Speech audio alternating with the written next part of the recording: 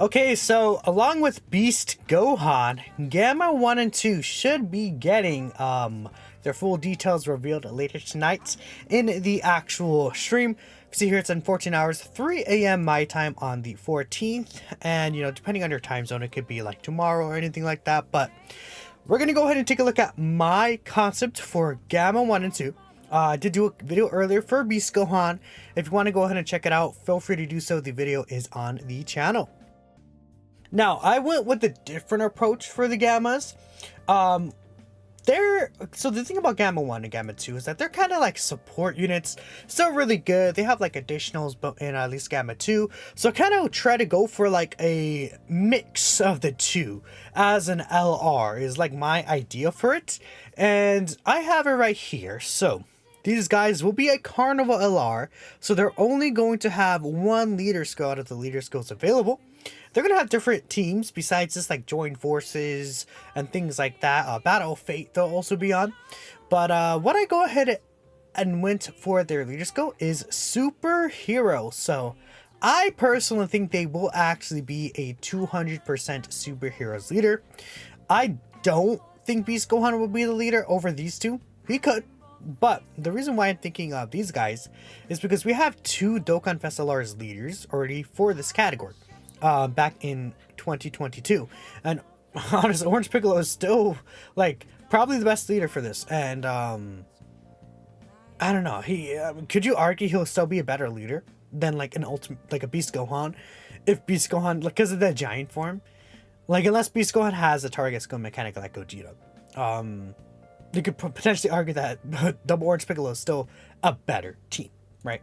So I'm thinking that the Gammas as a 200% leader would work. It would give some sort of an advantage where it's like, okay, with just running one Orange Piccolo and him now as a leader, you have the full 200%. Or what you could do is you could run the Gammas as a leader, then Orange Piccolo as a friend, right? That could be interesting. And then you get more overall stats still because you get the flat 200%. Either bring your own Orange Piccolo on the team, right? Compared to some units not getting the stats because they're not on Bottom Master Disciple or Movie Heroes. So, there's a few characters on here like all the Turn into Power EZAs, like this unit. Actually, this unit is on Bottom Master Bottom Master Disciple, are they? They're not. Yeah, okay, so yeah, this guy is not on Bond of Master and Disciple specifically. So that's an example, right? Or not movie heroes. Either this character, I don't know if they are actually on that team. They're not. It's weird because for some reason STR, okay, this is getting a little off track, but for some reason STR Blue Falcon Goku is on a Bond of Master and Disciple. But then this character is not on Bond of Master and Disciple, which I couldn't tell y'all why, but it is what it is. So beyond that, right, just a flat 200% leader for the Gammas would be good.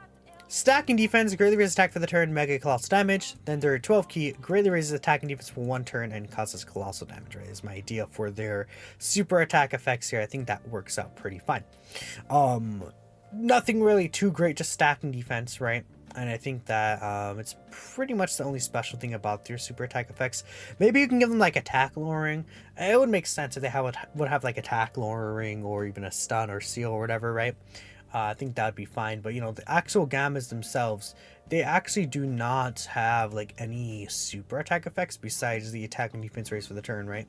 So I don't know. I just went with the basic thing, just like their TURs are, right? Now, for the passive skill. Well, keep in mind, by the way, this is going to be Gamma 1 and 2 / Gamma 1. So after the standby, obviously Gamma 2 would die, and then you just go to Gamma 1 by himself. That apparently is confirmed, so that's cool. Passive skill. Plays the entrance animation, and then for 4 turns, to get attack and defense 120% and guard, right? Obviously, the guard and the stats are just, basically the same as Gamma 1 and 2, right? Where Gamma 1 would get that, the attack, and then Gamma 2 actually get the defense, right? Just basically add that together, then just make it a lot greater. I made it 120% because Gamma 1 and 2, right? Attack and defense plus 150% there, right?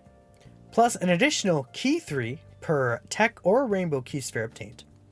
Then he changes ADL and STR key spheres to tech key spheres after another ally attacking in the same turn collects key spheres. The reason why I did it like that is because this character will get this buff. Attacking defense 12% when attacking per key sphere obtained. They're going to get a lot of defense when they attack, right? Including, you know, the super attack effects here, right? They'll get a lot of defense when they attack, depending on how many key spheres you grab. If you grab, let's say they're going to need 7 key spheres for the full passive. So if you grab 7 key spheres, that is over 80% attacking defense when attacking, plus whatever attacking defense they'll get when they super attack, right? So a lot of that is going to come from after attacking. So more likely you're going to have a slot 1 character for this character, right? So that's why I have it that they change key spheres only after another ally attacking the same turn collects key spheres, and they're kind of like a slot 2 character. You could put them in slot 3 maybe, and you could still like manage the orbs in a way where you can not sacrifice your orbs to slot 2 even. But that's the general idea behind how that would work, right? In terms of them changing the key spheres only after an ally attacking collects them. So obviously that would activate once, and whoever's in slot 1 and grabs the orbs would change those orbs technically. So this is like a new mechanic kind of that they could easily do in game. They could easily program it to be like this if they wanted to, but that's my idea. So like, you know, they don't change it sort of turn, so that especially if you're floating them, it's going to be hard to get them all the tech key spheres that they could potentially get, which would be helpful, right? Since they're a double orb changer. But just in case there's a rainbow orb changer on the rotation, I still gave them the key 3 per rainbow key sphere, so that they still get key 3 plus that. Then of course they still get this per any key sphere obtained, right? When they collect 3 key spheres, they give all allies key 2 and 40% attacking defense for 2 turns. Again, the supporting abilities, just like Gamma 1 and 2 would have. They perform an additional super attack when collecting 5 or more key spheres, so they get a guaranteed additional super. Then when they collect 7 or more key spheres, they nullify enemies' action once within a turn. I should say, when performing an ultra super. No, I'll just say when attacking. I think that's easier, but like when they are attacking, right? Not at the start of turn. I should clarify that. And then all allies do get 12% damage reduction. So that's a mechanic we don't see thrown around too often. So obviously 12% because it's Gamma 1 and 2, right? You know, going with the 1-2 theme with there. And that's my general idea about what this character could look like. Maybe I think they're going to be like a support kind of character.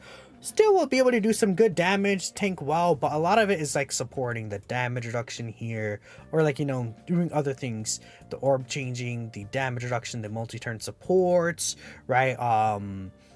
And I think that's just the general, even the nullification, right? So I personally like this design. I had fun making this design here.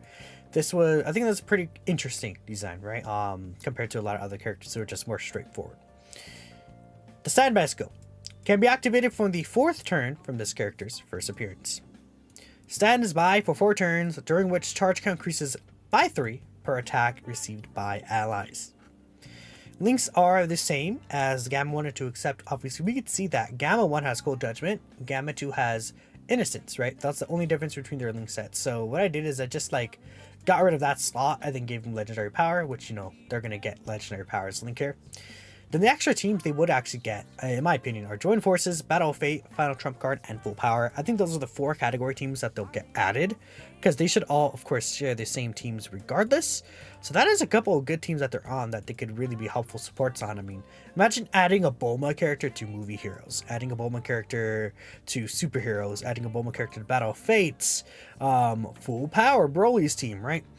Worthy Rivals, Duma Jr.'s team, right? So, like, you know, there's a lot of teams that could really get the help from there. Androids already has Bulma, but now you could have, like, Bulma and the Gamas under together, right? And that could be pretty fun. That could be a really, really fun time. So, I think that'd be pretty good, right? Just like kind of like an upgraded Bulma, but not really. This character is doing different things than what Bulma's doing at the same time, even though they both do support for the multiple turns, right? And they kind of are similar with, again, the key spheres that they want to get, but I think you guys kind of get where I'm coming from with that.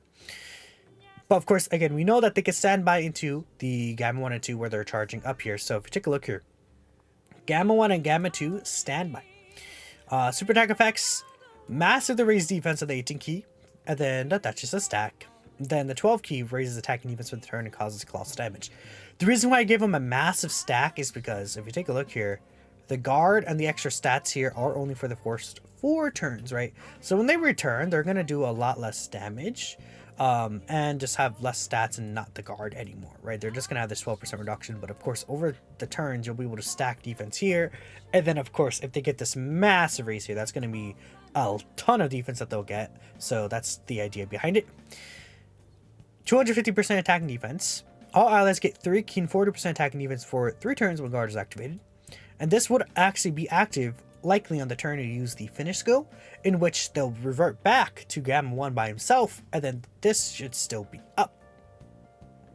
Should be, because it would activate start turn. I think it would still be up. Might not be. Actually, don't know for sure. Let me know in the comments if you know. Guards all attacks right there. Then 10% reduction per tech or rainbow key sphere obtained, and all key spheres on the field change attack when all allies attacking the same turn are superheroes. So you will have the key sphere changing right here, right? That's possible. But if you have the full superheroes category rotation, it changes all the key spheres on the field to tech, which would be good, right? You know, I think it'd be very, very nice. Maybe I should, maybe I should give them rainbow orb changing. You know what? Yeah, changes random type of key sphere to rainbow because of other teams, and it's like a thing where they'll be at their best on the full superheroes team. But otherwise, this is just fine by itself, right? And then they redirect all enemies attacks to this character, so that is the target skill mechanic. I just added that in there because it's like Gamma 2 is charging up, so okay. Gamma 1 is going to focus all the attacks towards him while being invincible, is the general idea. Then the finish skill can be activated when charge count is 7 or more. Temporarily greatly raises attack, causes ultimate damage, and then performs a critical hit. So that is the finish skill where Gamma 1 goes down and just like hits the enemy. Which would probably just do some really good damage, right? Because he has the 250% here, the multiplicative 3 turns here, and it would do pretty well, I think, in terms of damage. But it should be pretty hard hitting, right? So that's the thing here. Actually, I could give massively raises attack and defense, right? Big brain. I'm changing this character's as we go.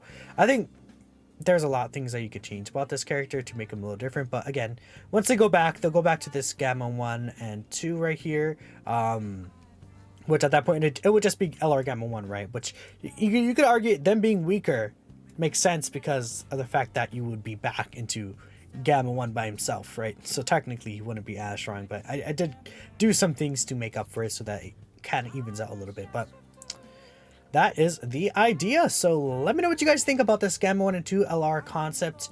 Again, I think that there are plenty of ways you can go about it. You can go with them as like a full offensive king, like for sure, because both the Gammas together obviously would be very, very powerful.